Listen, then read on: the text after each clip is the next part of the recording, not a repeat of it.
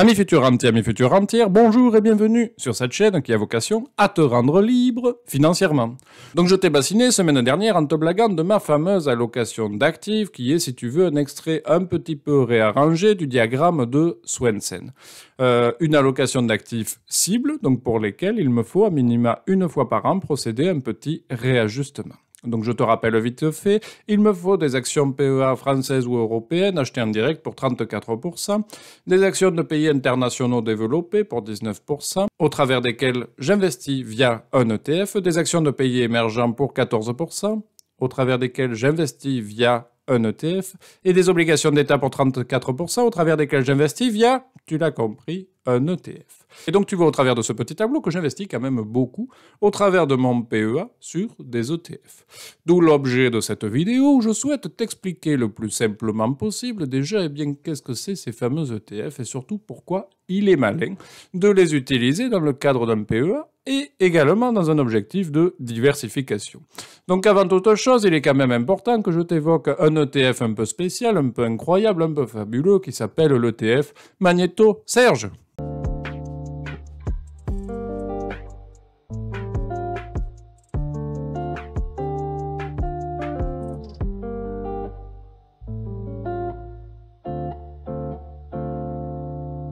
Donc tout d'abord, commençons par le commencement. Donc déjà, c'est quoi un ETF? Alors ETF, cette abréviation barbare signifie en anglais Exchange Traded Fund.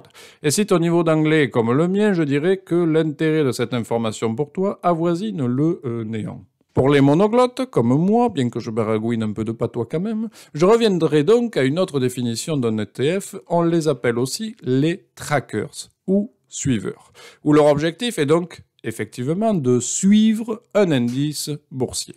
Question subsidiaire, ok, ça suit un indice boursier, mais dis-moi Jamy, c'est quoi un indice boursier? Les indices boursiers, si tu veux, ils ont été constitués au départ pour évaluer un secteur, une bourse ou une économie, en gros. Pour cela, on a rassemblé au travers d'un indice boursier, un petit panier, si tu veux, les actions les plus performantes, représentatives, importantes pour le secteur, le marché ou l'économie concernée dans l'analyse. Je t'en délivre quelques-uns que tu connais peut-être déjà et dont tu entendras notamment souvent parler. Le premier est notre fameux CAC 40, qui est le symbole du marché boursier en France.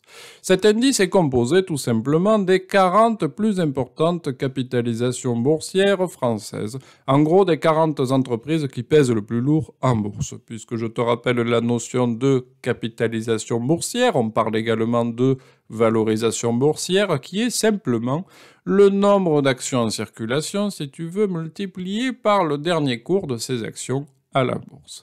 Pour ton info, tu as ici, par exemple, dans le CAC 40, quelques entreprises bien connues comme BNP, Total, Michelin, L'Oréal, Danone, etc., etc. Toujours en France, tu as également le SBF 120 qui lui ratisse plus large. Au lieu d'en prendre 40, il en prend 120. Et dans ces 120, bien entendu, on retrouve les 40 plus grosses capitalisations du CAC 40. Le S&P 500, qui est un peu pareil si tu veux, sauf que lui, il est composé des 500 valeurs cotées à la bourse de New York. Il est jugé plus représentatif que son petit copain le Dow Jones, qui vise beaucoup moins d'entreprises. En effet, ces 500 entreprises, elles représentent tout de même 80% du marché boursier américain, donc ce qui est pas mal, c'est une bonne sécurité, et représentent donc les principaux secteurs d'activité américains en parallèle. Dans le même acabit, tu as le Nikkei 225 pour le Japon, le DAX 30 pour l'Allemagne et le FTSE 600 pour l'Angleterre. Donc pour te résumer tout ça, un ETF a pour objectif de répliquer parfaitement ces fameux indices choisis qui ont, comme tu l'as vu, une grande qualité qui est celle effectivement de la diversification. Et donc je pense qu'avant de voir la suite, il faut que je t'avoue maintenant pourquoi j'investis tant et j'aime tant ces petits ETF. Premier point, si j'avais la possibilité d'investir dans des actions internationales, il me faudrait beaucoup plus d'argent pour obtenir le panel d'actions, par exemple le du S&P 500.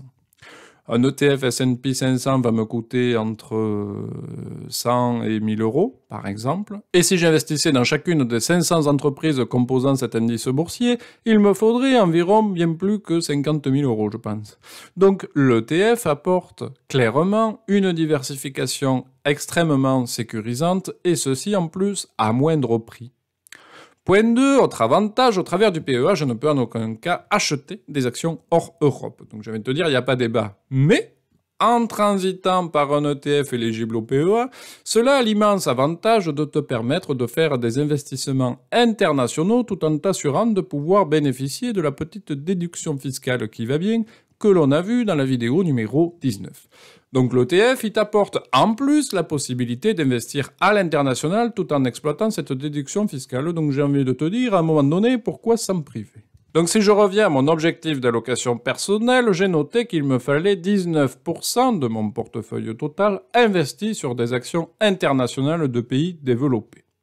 Donc en gros, il me fallait trouver, si tu veux, un ETF éligible au PEA qui va suivre l'indice boursier qui représente les actions internationales de pays développés.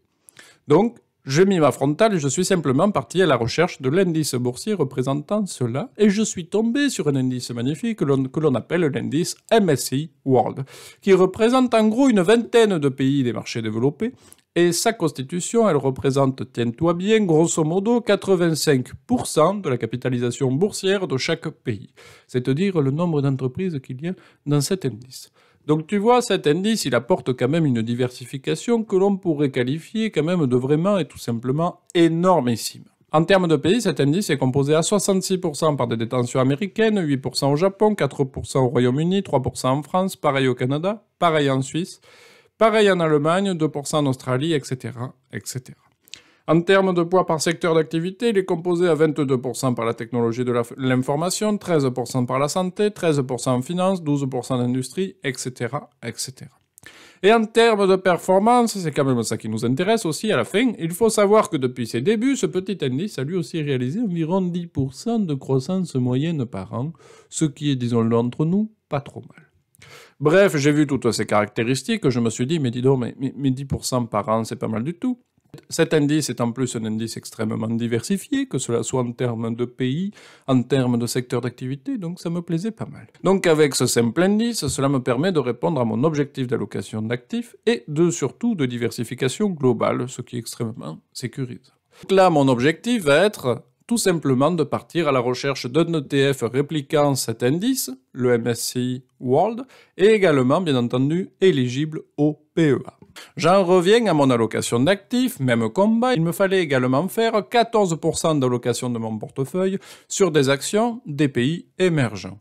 Là pareil, je mets ma petite frontale, il me fallait donc là aussi trouver un ETF suivant un indice boursier représentant les actions des pays émergents. Donc j'ai fait mes petites recherches, tout ça, et je suis tombé sur un indice, bien entendu, puisqu'il en existe quand même beaucoup, c'est l'indice MSCI Emerging Market, avec, par ordre d'importance, 30% sur la Chine, 15% en Inde, 15% à Taïwan, etc., etc. Au niveau de la répartition par secteur, c'est assez disparate également. Tu as les secteurs financiers pour 22%, suivis de près par les technologies de l'information, puis les autres secteurs en suivant. Donc déjà, tu vois, actions des pays développés, j'ai l'indice boursier, il me faudra chercher l'ETF. Actions des pays émergents, j'ai l'indice boursier, il me faudra chercher l'ETF. Et ensuite, il reste le dernier point, les 34% concernant les obligations d'État. Donc pour les obligations, il faut savoir que même combat que les autres, les obligations ne sont pas non plus éligibles au PEA.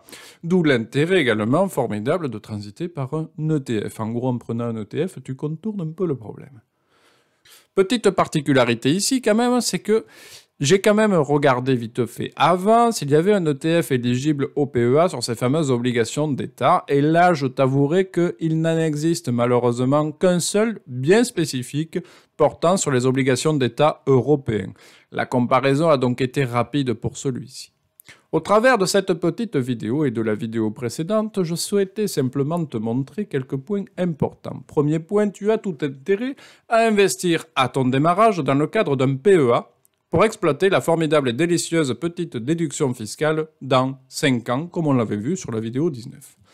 Point 2, le PEA te contraint de n'investir qu'en Europe, d'où l'intérêt d'avoir recours à des ETF éligibles au PEA, qui te permettront d'investir dans des indices internationaux et obligataires. Tu contournes un peu le problème, quoi. Comme les ETF suivent des indices boursiers, il te faut préalablement bien choisir les indices boursiers suivant ta stratégie d'allocation d'actifs, comme on l'a fait pour nous. Point 4, les ETF sont incroyables pour diversifier ton portefeuille à moindre coût.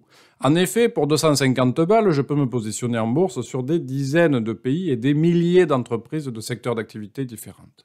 De plus, cela te permet, comme une action, de profiter de la plus-value des titres et également des dividendes, qu'ils soient distribués ou réintégrés dans ton ETF. Donc tu vois, c'est pas mal du tout. L'inconvénient principal que je t'indiquerai vis-à-vis de ces ETF, eh bien pour moi le seul, c'est qu'ils ont un peu plus de frais qu'un achat d'actions normal. Mais clairement bien moins par contre que d'autres produits d'investissement concurrents. Donc malgré tout, j'ai envie de te dire, mais pourquoi s'en passer ? Voilà, je crois que je t'ai tout raconté pour cette première vidéo au sujet des ETF, en te mettant en perspective l'allocation d'actifs attendue et l'intérêt du recours aux ETF, intérêt d'autant plus important dans le cadre d'un PEA, je te le rappelle. Si ce contenu t'a plu, je t'invite à t'abonner et à liker cette petite vidéo. Merci pour ton soutien. Nous arrivons donc tranquillement au conseil du jour fait par Warren Buffett à sa femme et à ses conseillers en gestion de patrimoine lorsqu'il évoquait son héritage. Il a simplement dit « Achetez un ETF S&P 500 et ne faites rien d'autre ». À bon entendeur, salut!